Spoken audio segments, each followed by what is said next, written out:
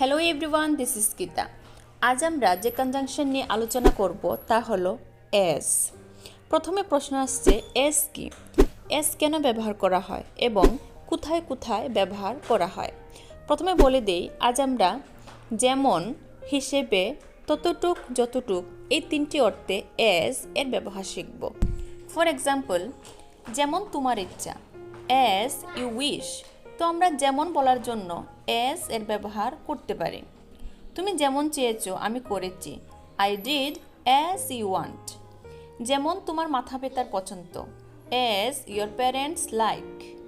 এছাড়াও হিসাবে অর্থে আমরা অ্যাজ এর ব্যবহার করতে পারি। যেমন, এখানে আমি শিক্ষক হিসাবে কাজ করি। কি হিসাবে?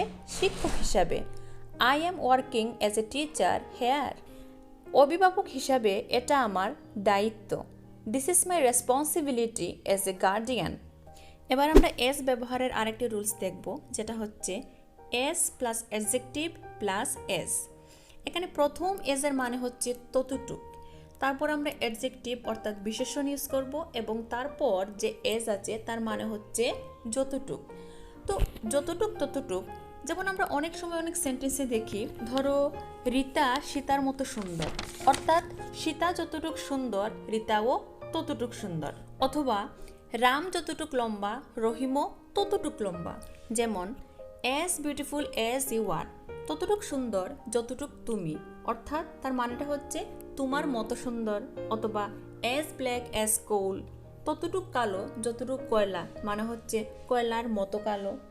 অ্যাজ রেড অ্যাজ ব্লাড, অর্থাৎ রক্তের মতো লাল। এগুলো হচ্ছে ফরমেশন। চলো এবার কিছু উদাহরণ দেখি। যেমন, তাকে দেখতে কয়লার মতো কালো লাগে, he looks as black as coal. আমি তোমার মতো সুন্দর নই, I am not as beautiful as you are. তুমি আমার মতো বুদ্ধিমান নয়, you are not as intelligent as I am. তুমি কি আমার মতো ভালো ইংরেজি বলতে পারো? Can you speak English as good as I can? তুমি কি আমাকে তোমার মতো পাগল পেয়েছো?